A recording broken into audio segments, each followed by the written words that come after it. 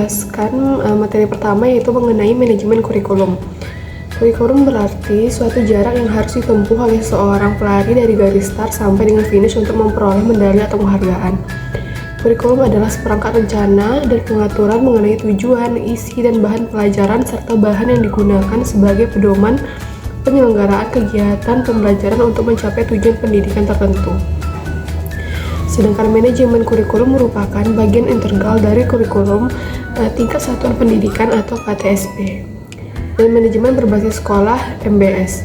Nah, lingkup manajemen kurikulum meliputi yaitu perencanaan, pengorganisasian, pelaksanaan, dan juga evaluasi kurikulum. Proses pendidikan perlu adanya manajemen kurikulum agar perencanaan, pelaksanaan, dan evaluasi kurikulum berjalan lebih efektif, efisien, dan optimal dalam memberdayakan berbagai sumber belajar, pengalaman belajar, maupun komponen kurikulum. Adapun fungsi dari manajemen kurikulum, yaitu yang pertama untuk meningkatkan efisiensi pemanfaatan sumber daya kurikulum. Yang kedua yaitu untuk meningkatkan keadilan atau equality dan kesempatan pada siswa untuk mencapai hasil yang maksimal. Selanjutnya yaitu nomor 3, yaitu untuk meningkatkan relevansi dan efektivitas pembelajaran sesuai dengan kebutuhan peserta didik maupun lingkungan sekitar peserta didik. Adapun yang keempat yaitu untuk meningkatkan efektivitas kinerja guru maupun aktivitas siswa dalam mencapai tujuan pembelajaran. Yang kelima yaitu untuk meningkatkan efisiensi dan efektivitas proses belajar mengajar. Dan yang keenam yaitu untuk meningkatkan partisipasi masyarakat untuk membantu mengembangkan kurikulum. Materi selanjutnya akan dilanjutkan oleh rekan saya. Baik, saya akan melanjutkan pembacaan materi yang dibacakan oleh rekan saya. Selanjutnya, B. Prinsip-prinsip manajemen kurikulum. Yang pertama ada prinsip produktivitas. Prinsip produktivitas adalah hasil yang diperoleh melalui penerapan kurikulum, yaitu peserta didik dapat memperoleh hasil belajar sesuai dengan tuntunan tujuan kurikulum. Yang kedua ada prinsip demokratisasi. Prinsip ini mengisyaratkan penerapan asas demokrasi dalam segala proses pelaksanaan kurikulum. Yang ketiga ada prinsip kooperatif. Prinsip ini mengisyaratkan adanya kerjasama dari berbagai komponen dalam penyusunan dan pelaksanaan kurikulum agar mencapai hasil yang diharapkan. Yang keempat ada prinsip efektivitas dan efisiensi. Prinsip ini mengharuskan adanya pertimbangan keefektifan dan efisiensi dalam seluruh rangkaian kegiatan manajemen kurikulum demi memberikan hasil yang optimal dengan biaya, tenaga, dan waktu yang relatif sedikit. Yang kelima ada prinsip keterarahan. Prinsip ini adalah keterarahan kepada visi, misi, sasaran, dan tujuan yang telah ditentukan di dalam kurikulum. Yang keenam ada prinsip relevansi. Relevansi diartikan sebagai kesesuaian, kesepadanan, atau keserasian program pendidikan dengan tuntunan kehidupan. Pendidikan dipandang relevan jika hasil yang diperoleh dari pendidikan itu berguna di dalam kehidupan. Yang ketujuh ada prinsip kontinuitas. Kesinambungan perkembangan dan proses belajar anak terjadi secara berkesinambungan, tidak putus-putus atau terhenti. Baik, selanjutnya C. Teknik-teknik manajemen kurikulum.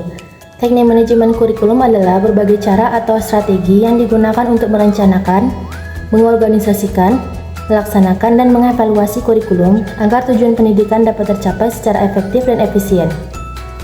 Teknik-teknik manajemen kurikulum yang pertama ada perencanaan kurikulum, analisis kebutuhan, mengidentifikasi kebutuhan peserta didik, masyarakat, dan perkembangan ilmu pengetahuan. Penyusunan tujuan, menentukan tujuan pembelajaran yang jelas, spesifik, terukur, relevan, dan berjangka waktu.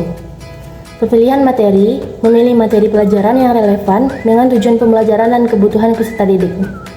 Yang kedua ada pengorganisasian kurikulum. Struktur kurikulum, menentukan struktur kurikulum yang efektif dan efisien. Seperti kurikulum berbasis kompetensi, tematik, atau integrasi. Penyusunan silabus, menyusun silabus yang berisi rincian materi, kegiatan pembelajaran, dan penilaian untuk setiap mata pelajaran. Pengelolaan sumber daya, mengelola sumber daya yang ada seperti buku, teks, media pembelajaran, dan tenaga pendidik.